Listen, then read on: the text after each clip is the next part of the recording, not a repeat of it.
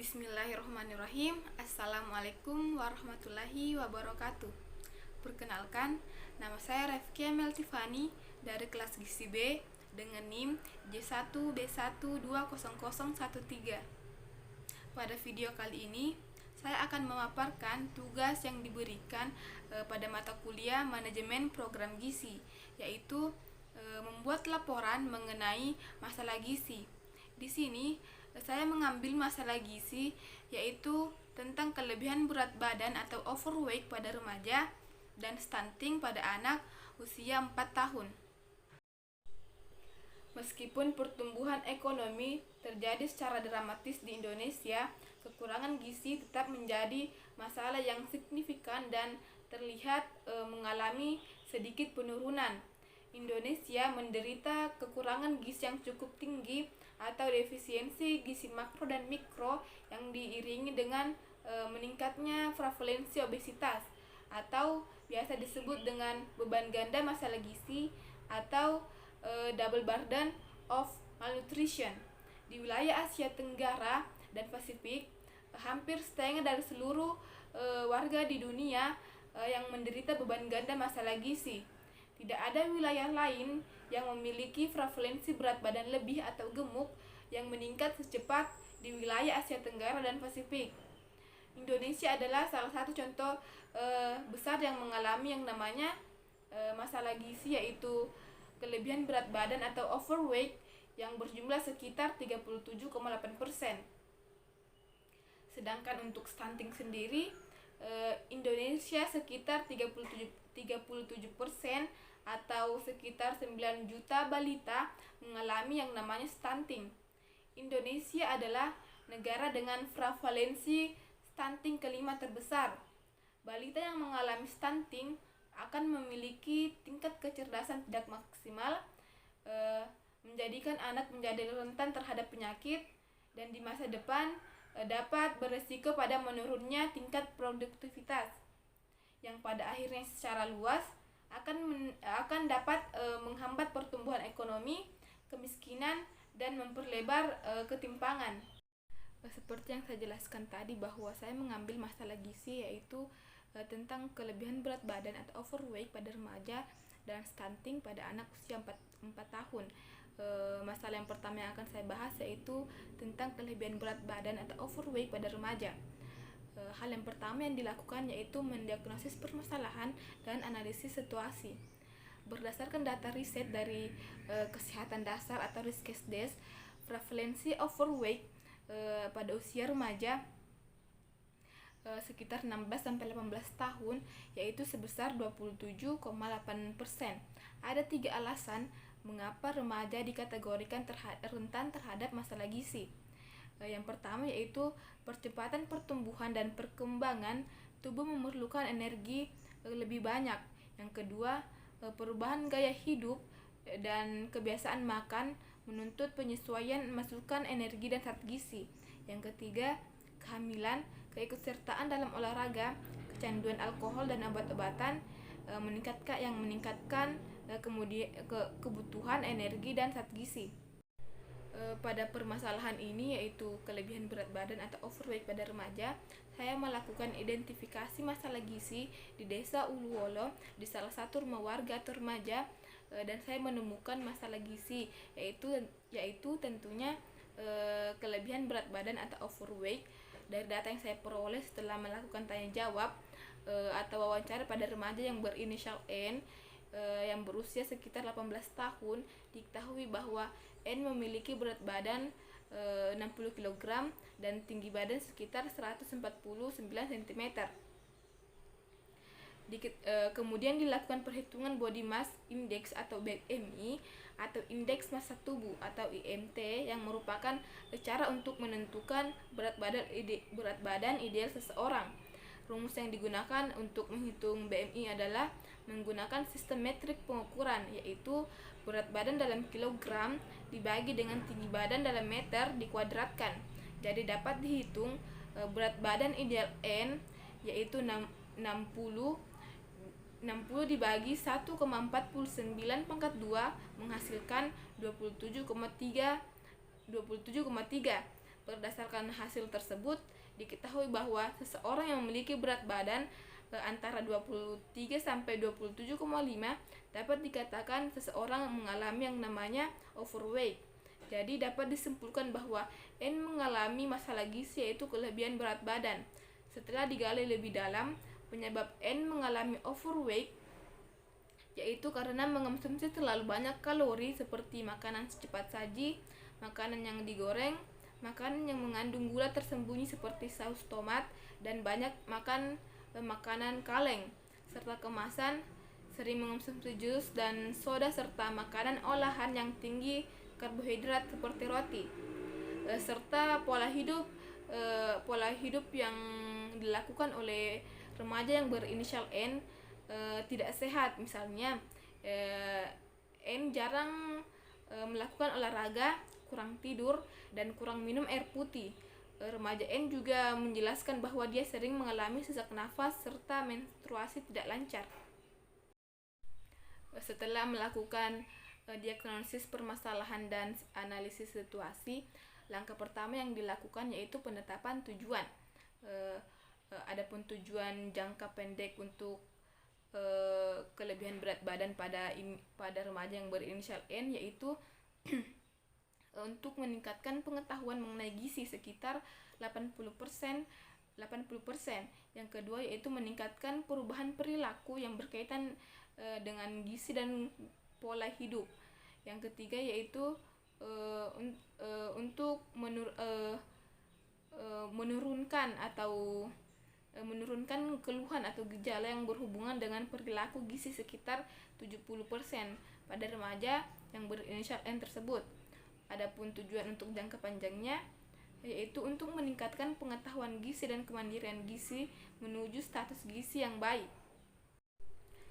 Adapun langkah selanjutnya yang dilakukan yaitu intervensi nyata. Pada intervensi nyata di sini saya melakukan wawancara pada tanggal 12 Oktober 2021 pada hari Selasa di rumah salah satu warga yang saya sebutkan tadi, yaitu remaja yang berinisial N. Yaitu saya melakukan kegiatan tanya jawab yang dilakukan secara door to door. Mengapa secara door to door? Karena tidak memungkinkan untuk mengumpulkan masyarakat dalam satu waktu dan dalam satu tempat, sehingga lebih efektif untuk melakukan kegiatan ini secara door to door. Pada kegiatan ini saya memberikan intervensi gizi sensitif, yaitu memberikan edukasi berupa pengetahuan mengenai gizi dan pola hidup yang baik pada remaja, serta dampak apa yang akan dialami jika mengalami yang namanya kelebihan berat badan atau overweight. Dengan hal yang saya lakukan yaitu memutarkan video tentang pentingnya menjaga pola hidup untuk mencegah kelebihan berat badan, dan menampilkan dampak apa saja yang akan ditimbulkan jika remaja N mengalami yang namanya overweight atau kelebihan berat badan. Setelah melakukan intervensi nyata, hal yang selanjutnya dilakukan yaitu implementasi atau pelaksanaan. Pada implementasi kasus ini, saya memberikan edukasi berupa video yang seperti yang saya jelaskan tadi pada intervensi nyata, yaitu memberikan edukasi berupa video yang dimana video tersebut menjelaskan bagaimana menurunkan berat badan bertahap tetapi dengan pola hidup yang sehat. Adapun pola hidup yang sehat diantaranya yang pertama, mengonsumsi makanan sehat dan seimbang, konsumsi buah dan sayur minimal 5 porsi per hari. Yang kedua, konsumsi gula, garam dan lemak dengan pedoman G4, G1, L5. Maksud dari G4, konsumsi gula maksimal 4 sendok makan atau 50 gram per hari. Maksud dari G1 yaitu konsumsi garam maksimal 1 sendok teh atau 2 gram per hari. Adapun maksud dari L5 yaitu konsumsi lemak 5 sendok makan atau sekitar 67 gram per hari. Pola hidup yang sehat yang ketiga yaitu rajin melakukan aktivitas fisik secara teratur, minimal 40 sampai 50 menit per hari, intensitas sedang, seperti berjalan kaki, membersihkan rumah dan berolahraga, serta upayakan dilakukan secara BBT, maksudnya baik, benar, teratur, dan terukur. Di dalam video tersebut juga saya menampilkan dampak apa saja yang akan dialami jika seseorang mengalami yang namanya kelebihan berat badan atau overweight. Dampak yang pertama yaitu sulit bernapas. Penumpukan lemak di tubuh dapat menurunkan kinerja paru-paru sehingga kemampuannya dalam mengambil udara untuk bernafas juga bisa terganggu. Hal ini yang pada akhirnya bisa menyebabkan seseorang cepat kehabisan nafas saat melakukan aktivitas sederhana seperti naik tangga. Dampak yang kedua yaitu sleep apnea. Orang yang terlalu gemuk beresiko tinggi untuk mengalami gangguan tidur atau sleep apnea. Sleep apnea merupakan gangguan tidur serius yang menyebabkan seseorang berhenti bernapas selama 10 detik yang dapat terjadi beberapa kali saat seseorang sedang tidur serta tidur mendengkur. Sleep apnea rentan untuk dialami orang berbadan gemuk karena kelebihan berat badan dapat menyebabkan adanya penumpukan lemak di leher. Akibatnya jalan nafas terganggu dan memicu sleep apnea. Sleep apnea tidak bisa disepelekan karena dapat mempengaruhi kinerja jantung dan pembuluh darah serta meningkatkan resiko diabetes dan stroke. Adapun dampak yang ketiga yaitu tekanan darah tinggi. Hipertensi dapat merusak jantung, pembuluh darah, ginjal dan bagian tubuh lain. Resiko stroke dan komplikasi tekanan darah tinggi juga meningkat pada orang yang mengalami kegemukan. Adapun dampak yang ketiga yaitu naiknya asam lambung. Kelebihan berat badan bisa memicu asam lambung naik hingga ke kerongkongan. Jika hal tersebut terjadi, pengidap akan merasakan sensasi terbakar, rasa sakit, dan tekanan di sekitar dada dan leher. Penyebabnya adalah lemak yang menekan daerah lambung yang bersifat asam naik. Adapun dampak yang kelima yaitu menstruasi tidak teratur. Dalam datang bulan atau menstruasi tidak teratur diakibatkan faktor ketidakseimbangan hormon. Ketidakseimbangan ini yang pada umumnya dipicu oleh kondisi obesitas. Kelebihan lemak dapat mempengaruhi kinerja hormon yang membuatnya tidak berfungsi dengan normal. Adapun dampak yang terakhir yaitu nyeri persendian dan otot kaki. Orang yang mengalami berat badan berlebihan sering mengalami nyeri pada persendian dan otot kaki. Nyeri lutut secara terus-terusan dapat merusak postur tubuh.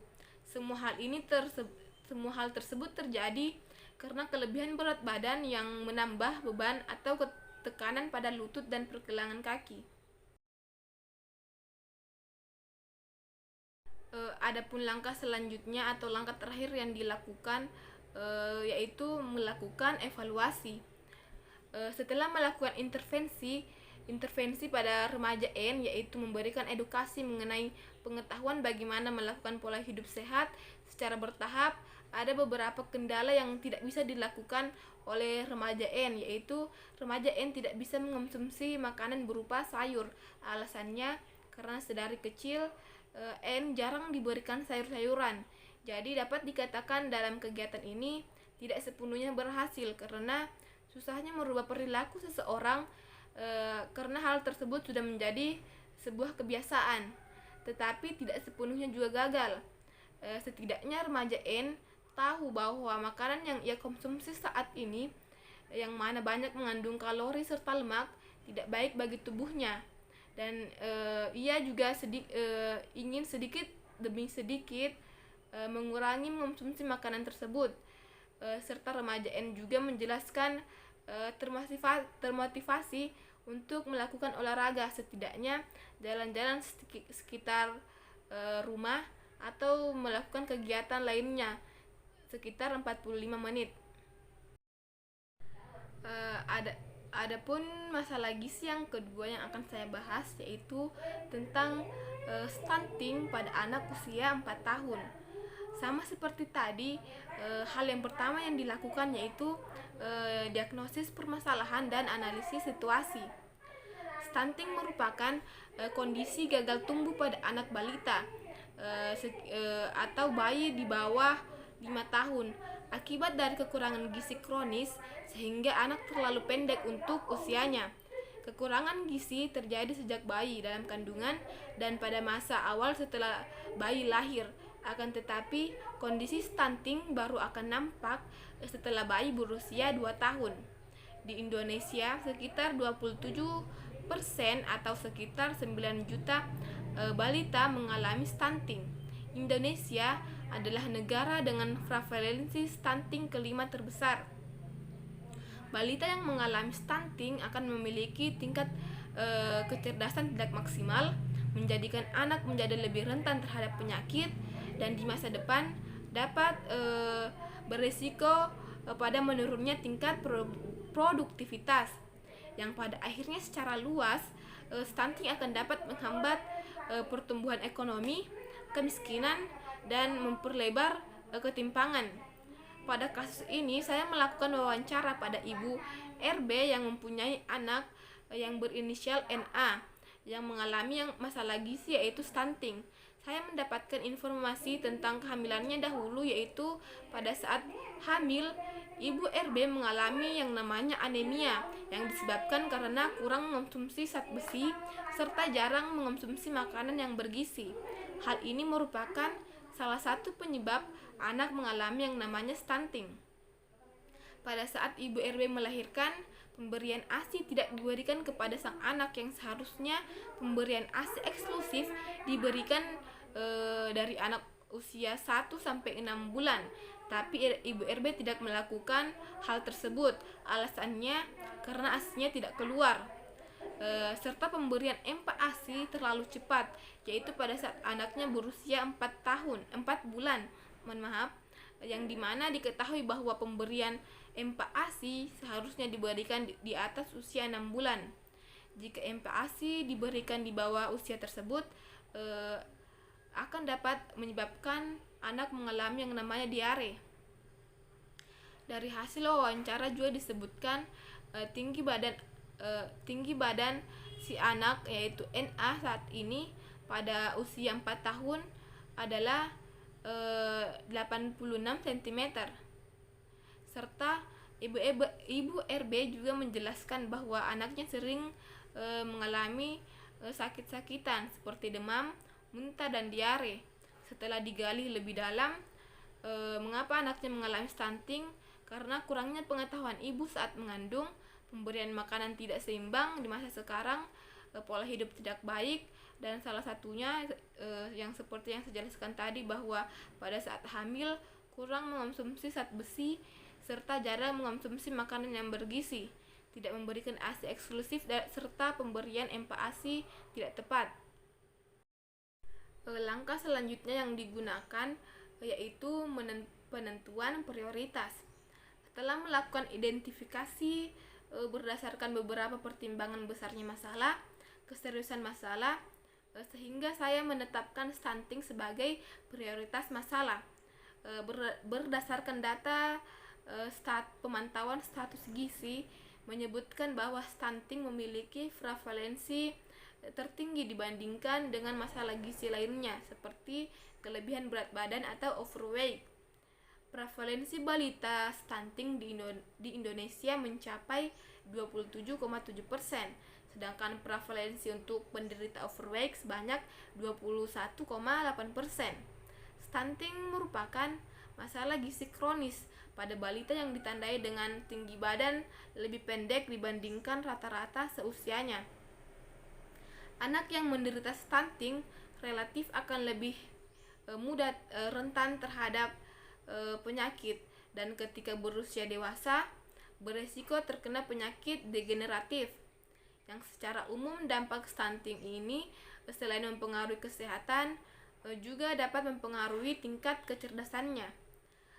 Adapun salah satu penanganan pertama yang bisa dilakukan untuk anak dengan tinggi badan di bawah normal yang didiagnosis stunting, yaitu memberikan pola asuh yang tepat, rutin memantau pertumbuhan dan perkembangan balita, memberikan makanan tambahan atau PMT untuk balita, serta melakukan stimulasi dini perkembangan anak. Adapun langkah selanjutnya yaitu penetapan tujuan. Adapun tujuan dilakukan penelitian ini yaitu yang pertama, untuk meningkatkan pengetahuan tentang masalah stunting pada ibu sekitar 80%. Yang kedua yaitu meningkatkan pengetahuan tentang dampak yang diakibatkan dari masalah stunting ini. Yang ketiga, mengatur pola makan yang baik dan pola asuh yang tepat. Setelah melakukan penetapan tujuan, langkah selanjutnya yang akan dilakukan yaitu intervensi nyata. Di sini saya melakukan wawancara pada tanggal 12 Oktober 2021 pada hari Selasa di rumah salah satu warga atau ibu yang mempunyai anak yang memiliki penyakit stunting. Kegiatan ini saya lakukan secara door to door. Mengapa secara door to door? Karena tidak memungkinkan untuk mengumpulkan masyarakat dalam satu waktu dan dalam satu tempat sehingga lebih efektif melakukan kegiatan ini secara door to door. Pada kegiatan ini saya memberikan intervensi gizi, yaitu memberikan edukasi berupa pengetahuan mengenai pemberian makanan yang baik untuk anak serta dampak yang akan dialami jika mengalami yang namanya stunting. Dengan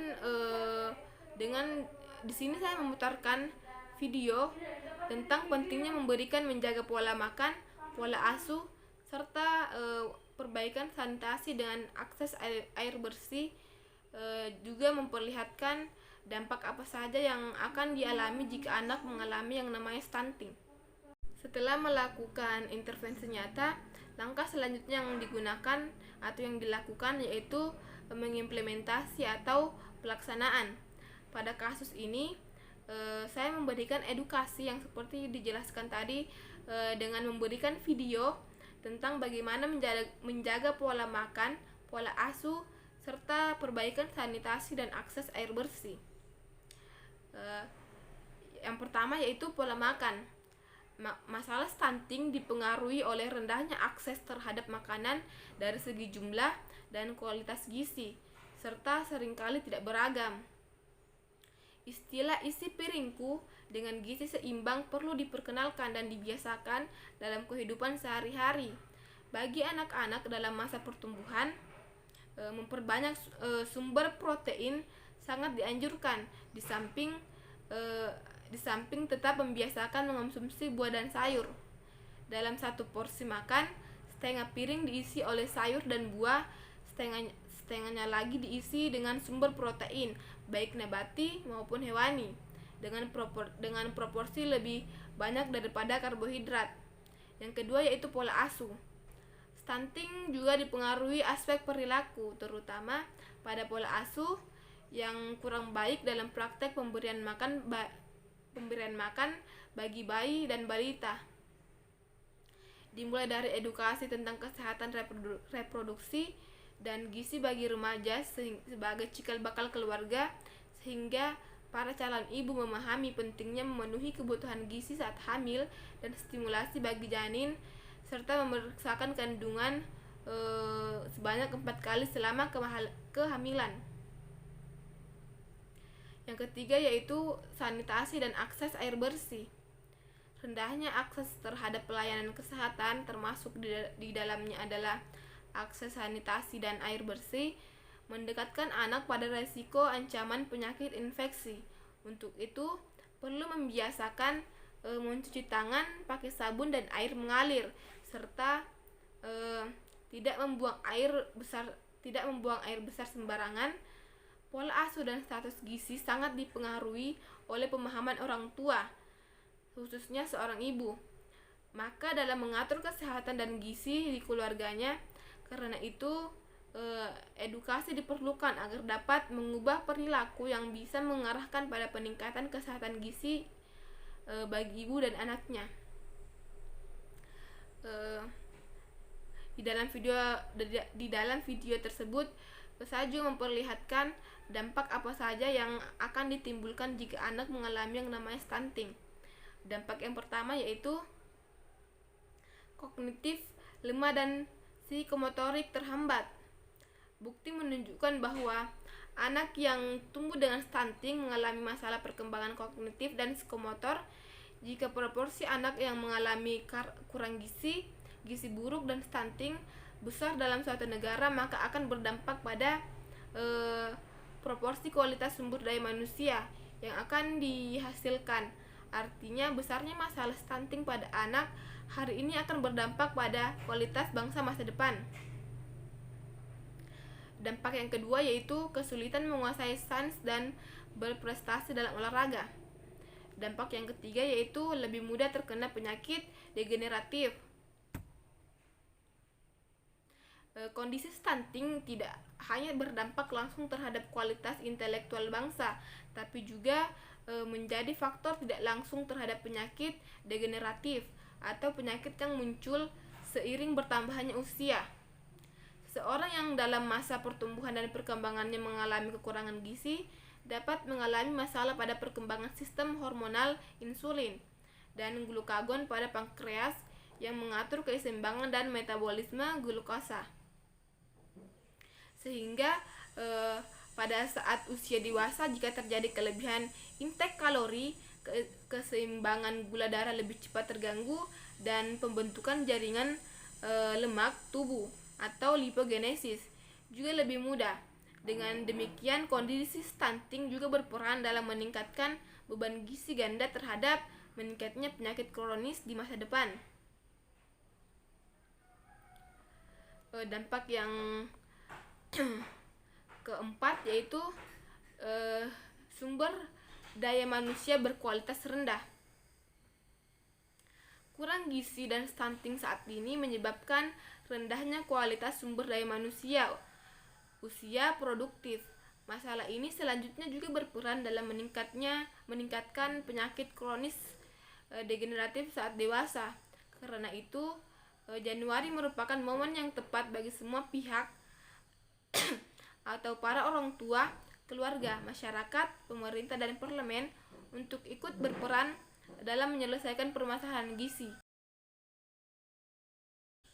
Langkah selanjutnya yang dilakukan atau langkah terakhir dalam penelitian ini yaitu melakukan evaluasi. Setelah melakukan intervensi dan mengimplementasikannya tentang bagaimana menjaga pola makan, pola asuh, serta sanitasi dan akses air bersih, Ibu RB sudah mulai paham bagaimana kedepannya ia memberikan makanan yang bergizi, paling tidak dengan memberikan makanan yang berprotein, serta memakan buah dan sayur-sayuran. Serta Ibu RB juga sudah tahu bagaimana perlu membiasakan cuci tangan pakai sabun dengan air mengalir, serta tidak buang air besar sembarangan, yang dimana pola asuh dan status gizi sangat dipengaruhi oleh pemahaman orang tua, khususnya seorang ibu. Maka dalam mengatur kesehatannya dan gizi di keluarganya, Ibu RB juga paham mengapa anaknya sering sakit-sakitan, karena setelah melihat video tadi tentang dampak yang dialami jika anak mengalami yang namanya stunting. Salah satunya yaitu lebih mudah terkena penyakit degeneratif, yang dimana seorang dalam masa pertumbuhan dan perkembangannya mengalami kekurangan gizi dapat mengalami masalah pada perkembangan sistem hormonal dan insulin, serta glukagon pada pankreas yang mengatur keseimbangan dan metabolisme glukosa, sehingga pada saat usia dewasa jika terjadi kelebihan intake kalori, keseimbangan gula darah lebih cepat terganggu, serta pembentukan jaringan lemak tubuh atau lipogenesis juga lebih mudah. Dengan demikian, kondisi stunting juga berperan dalam meningkatkan beban gizi ganda terhadap peningkatan penyakit kronis di masa depan. Mungkin itu saja yang sempat saya sampaikan pada video kali ini. Mohon maaf bila ada salah-salah kata dan pengucapan. Sekian dari saya. Wassalamualaikum warahmatullahi wabarakatuh.